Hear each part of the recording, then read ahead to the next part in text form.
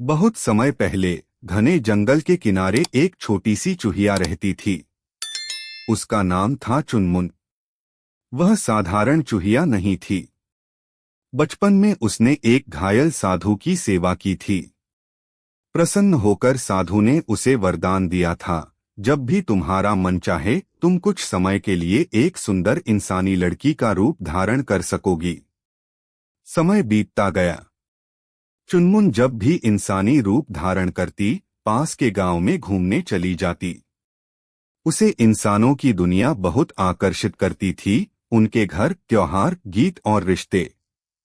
एक दिन गांव के मेले में उसकी मुलाकात एक दयालु युवक आदित्य से हुई। आदित्य ने उसे एक अनजान लड़की समझकर उसकी मदद की। दोनों की मुलाकातें बढ़ने लगीं। आदित्य को उसके सरल स्वभाव से प्रेम हो गया। लेकिन चुनमुन के मन में एक गहरा डर था। वह जानती थी कि यदि आदित्य को उसकी असली पहचान पता चल गई तो सब कुछ खत्म हो जाएगा। इधर जंगल में जानवरों की सभा हुई। बूढ़े उल्लू ने चेतावनी दी, प्रकृति के नियमों से खिलवाड़ कभी अच्छा परिणाम नहीं देता। चुनमुन दुविधा में थी। क्या वह अपना सच बता दे या हमेशा के लिए इंसान बन जाने का कोई रास्ता खोजे? एक रात वही साधु फिर उसके सामने प्रकट हुए। उन्होंने कहा, यदि तुम सच्चे प्रेम की परीक्षा पास कर गई तो तुम्हें हमेशा के लिए इंसान बनने का अवसर मिलेगा। लेकिन याद रखना, इस परीक्षा में झूठ की कोई जगह नहीं होगी। चुनमुन ने साहस जुटाया और अगले दिन आदित्य को सब कुछ सच बताने का निर्णय लिया। अगली सुबह चुनमुन कांपते हुए कदमों से आदित्य के पास पहुंची। उसकी आंखों में आंसू थे। आदित्य, आज मैं तुम्हें अपने जीवन का सबसे बड़ा सच बताने आई हूं। अगर इसके बाद तुम मुझसे नफरत भी करो तो मुझे कोई शिकायत नहीं होगी। आदित्य मुस्कुराया, सच कभी रिश्तों को नहीं तोड़ता। बोलो, क्या बात है? चुनमुन ने साधु का दिया हुआ वरदान, अपना चूहिया होना और इंसानी रूप धारण करने की पूरी कहानी बता दी। पहले तो आदित्य को विश्वास नहीं हुआ। उसने सोचा शायद वह मजाक कर रही है। तभी चुनमुन ने साधु का मंत्र याद किया। सुनहरी रोशनी फैली और देखते ही देखते वह एक छोटी सी भूरे रंग की चूहिया बन गई। आदित्य की सांसें थम गईं। कुछ पल तक वह स्तब्ध खड़ा रहा। चुनमुन बोली, यही मेरी असली पहचान है। अगर तुम चाहो तो मैं अभी चली जाती हूँ। आदित्य ने धीरे से उसे अपनी हथेली पर उठा लिया। उसने कहा, रूप बदल सकता है लेकिन दिल नहीं। मैंने तुम्हारे चेहरे से नहीं, तुम्हारी अच्छाई से प्रेम किया है। यह बात जंगल में फैल गई। कई जानवरों ने कहा कि यह प्रकृति के विरुद्ध है। दूसरी ओर गांव वालों को जब यह रहस्य पता चला तो उन्होंने आदित्य को पागल कहना शुरू कर दिया। इसी बीच वही साधु फिर प्रकट हुए। उन्होंने कहा, प्रेम की पहली परीक्षा पूरी हुई। तुमने सच बोलने का साहस दिखाया और आदित्य ने तुम्हें तुम्हारे वास्तविक रूप में स्वीकार किया। लेकिन अभी दो कठिन परीक्षाएं बाकी हैं। यदि इनमें से किसी एक में भी असफल हुए तो तुम दोनों हमेशा के लिए अलग हो जाओगे। इतना कहकर साधु ने अपनी छड़ी आकाश की ओर उठाई। अचानक काले बादल छा गए, बिजली चमकी और एक रहस्यमयी द्वार खुल गया। उस द्वार के भीतर से एक भारी आवाज गूंजी, यदि सच्चा प्रेम है तो मृत्यु के वन में प्रवेश करो। चुनमुन और आदित्य ने एक दूसरे का हाथ थामा और बिना डरे उस रहस्यमयी द्वार के भीतर कदम रख दिया। जैसे ही आदित्य और चुनमुन उस रहस्यमयी द्वार के भीतर पहुंचे, उनके सामने एक घना और डरावना जंगल था। पेड़ों की टेढ़ी मेढ़ी शाखाएं, चारों ओर फैला कोहरा और अजीब आवाजें वातावरण को भयावह बना रही थीं। अचानक उनके सामने एक विशाल सिंह प्रकट हुआ। उसकी आंखें अंगारों की तरह चमक रही थीं। सिंह गर्जा, जो भी इस वन में आता है उसे अपने सबसे प्रिय व्यक्ति की परीक्षा देनी होती है।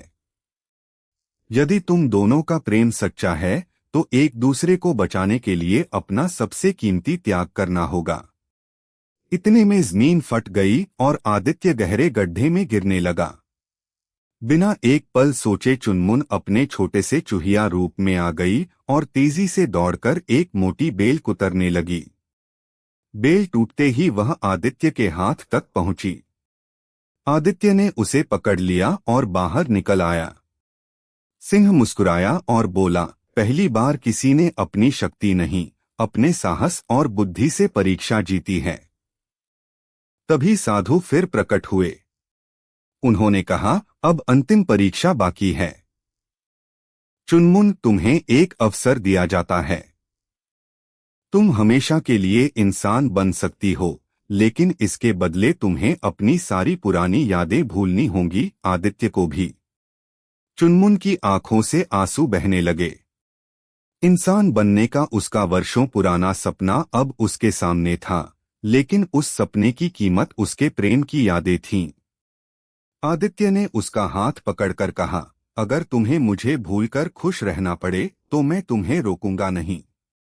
सच्चा प्रेम किसी को बांधता नहीं, उसे आजाद करता है। साधु शांत खड़े दोनों की ओर देख रहे थे। अब निर्णय चुनमुन को लेना था। क्या चुनमुन इंसान बनने के लिए अपना प्रेम भूल जाएगी या प्रेम को चुनकर हमेशा चूहिया ही बनी रहेगी? चुनमुन कुछ देर तक शांत खड़ी रही। उसकी आंखों से आंसू बह रहे थे। उसने साधु और फिर आदित्य की ओर देखा।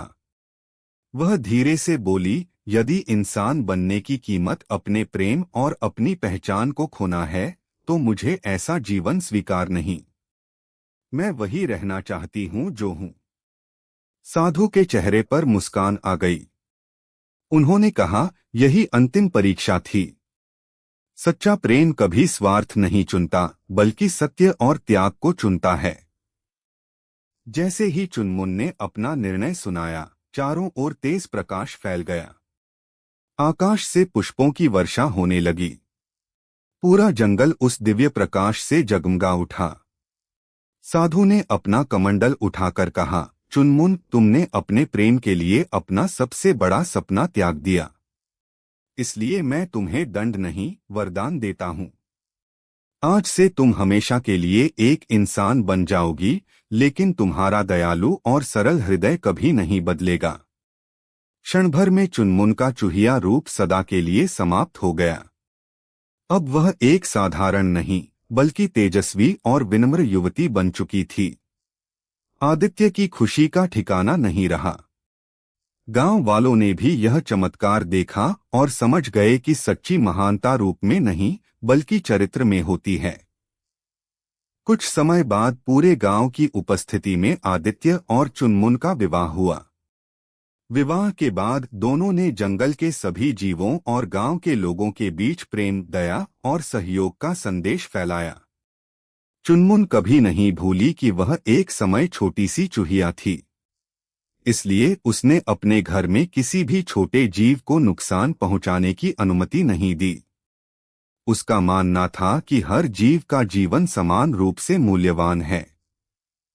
वर्षों बाद लोग उनकी कहानी अपने बच्चों को सुनाते और कहते, सच्चा प्रेम रूप, जाति, धन या शक्ति से नहीं, बल्कि विश्वास, त्याग और सच्चाई से पहचाना जाता है।